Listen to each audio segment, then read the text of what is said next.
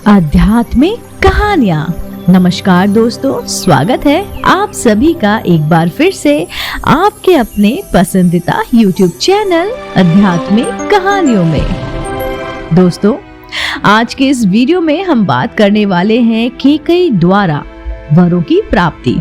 इससे पहले आपने सुना कैकेयी कोप भवन में। उम्मीद करती हूँ आपको वो कहानी पसंद आई होगी और ये भी उम्मीद करती हूँ कि आपको मेरे द्वारा सुनाई जा रही कैकेयी द्वारा वरों की प्राप्ति भी पसंद आई होगी। दोस्तों, चलिए कहानी शुरू करते हैं। उल्लासित महाराज दशरथ ने शीघ्र राजकार्यों को संपन्न किया और राम के राज तिलक का शुभ समाचार सुनाने के लिए अपनी सबसे प्रिय रानी कैकेयी के प्रसाद में जाकर पहुंचे। कैकेयी को अपने महल में ना पाकर राजा दशरथ ने उनके विषय में एक दासी से पूछा। दासी से ज्ञात हुआ कि वे रुष्ट होकर महारानी कैकेयी कोप भवन में गई हैं। महाराज चिंतित हो गए। उन्होंने कोप भवन में जाकर देखा कि उनकी प्राण प्रिय मलिन वस्त्र धारण किए केश बिखराए भूमि पर अस्त व्यस्त पड़ी है। उसकी इस अवस्था को देखकर आश्चर्यचकित राजा दशरथ ने कहा, प्राणेश्वरी, मुझसे ऐसा क्या अनिष्ट हुआ है कि तुम क्रुद्ध होकर तुम कोप भवन में आई हो? यदि तुम किसी बात से दुखी हो तो मुझे बताओ, मैं तुम्हारे कष्ट का निवारण अवश्य करूंगा। महाराज के इस प्रकार मनुहार करने पर कैकेयी बोली, प्राणनाथ, मेरी एक अभिलाषा है, किंतु यदि आप उसे पूरी करने की शपथ पूर्वक प्रतिज्ञा करेंगे तभी मैं आपको अपनी अभिलाषा के विषय में बताऊंगी। महाराज दशरथ ने मुस्कुराते हुए कहा, केवल इतनी सी बात के लिए तुम कोप भवन में चली आई हो? मुझे बताओ, तुम्हारी क्या इच्छा है, मैं तत्काल उसे पूरा करता हूँ। इस पर कैकेयी बोली, महाराज, पहले आप सौगंध लीजिए कि आप मेरी अभिलाषा अवश्य पूर्ण करेंगे। इस पर महाराज दशरथ ने कहा, हे प्राण प्रिय, इस संसार में मुझे राम से अधिक प्रिय और कोई नहीं है। मैं राम की ही सौगंध लेकर वचन देता हूँ कि तुम्हारी जो भी मनोकामना होगी उसे मैं तत्काल पूरा करूंगा। महाराज, सौगंध लेने से आश्रित हो जाने पर कैकेयी बोली, आपको स्मरण होगा कि देवासुर संग्राम के समय आपके मूर्छित हो जाने पर मैंने आपकी रक्षा की थी और प्रसन्न होकर आपने मुझे 2 वर देने की प्रतिज्ञा की थी। उन दोनों वरों को मैं आज आपसे मांगना चाहती हूँ।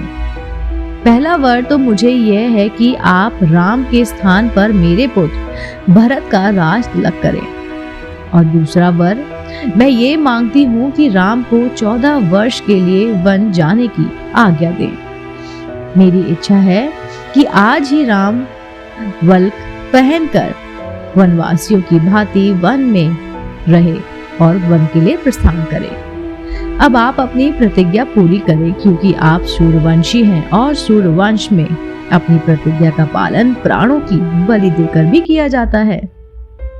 कैकेयी के इन वचनों को सुनकर राजा दशरथ का हृदय चूर चूर हो गया।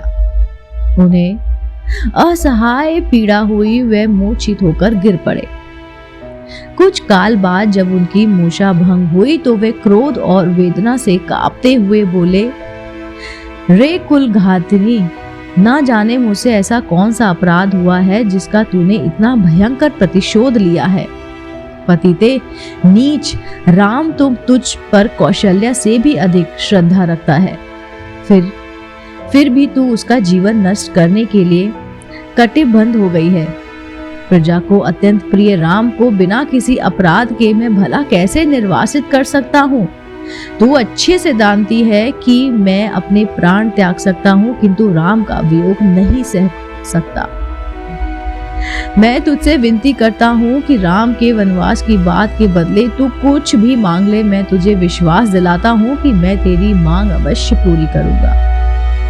महाराज दशरथ के इन दीन वचनों को सुनकर कैकेयी तनिक भी द्रवित नहीं हुई। वह बोली, राजन, ऐसा कहकर आप अपने वचन से हट रहे हैं। यह आपको शोभा नहीं देता। आप तो सूर्यवंशी हैं, आपकी प्रतिज्ञा पूरी कीजिए। प्रतिज्ञा से हटकर स्वयं को और सूर्यवंश को कलंकित मत कीजिए। आपके द्वारा अपना वचन नहीं निभाने जाने पर मैं तत्काल आपके सम्मुख ही विष पीकर अपने प्राण त्याग दूंगी। यदि ऐसा हुआ तो आप प्रतिज्ञा भंग करने के साथ ही साथ स्त्री हत्या के भी दोषी हो जाएंगे। अतः उचित यही है कि आप अपनी प्रतिज्ञा पूरी करें। राजा दशरथ बारंबार मूर्छित होते रहे और मूर्छा समाप्त होने पर कतार भाव से कैकेयी को मनाने का प्रयत्न करते रहे। इस प्रकार पूरी रात बीत गई।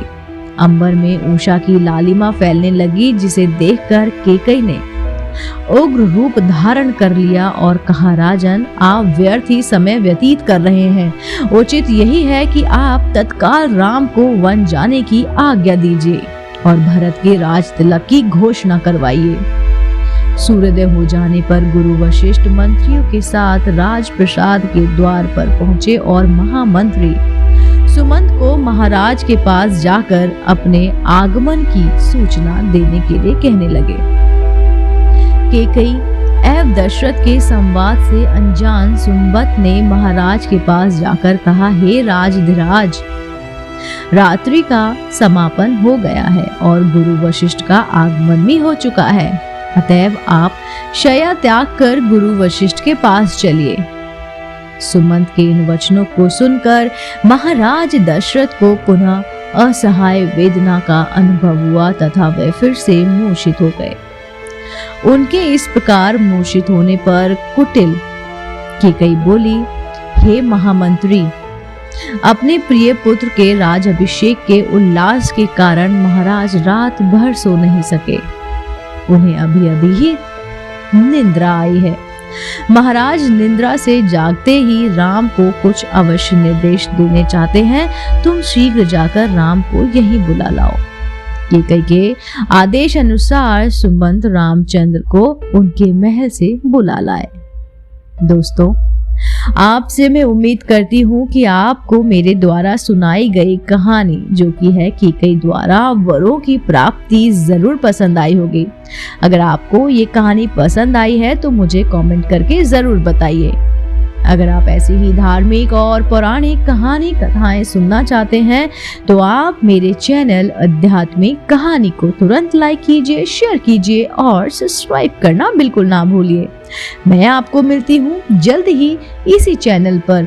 आप देख रहे थे आपका अपना पसंदीदा YouTube चैनल आध्यात्मिक कहानियां। दोस्तों, अगर आप भी राम भक्त हैं तो मेरे साथ कहिए, जय श्री राम।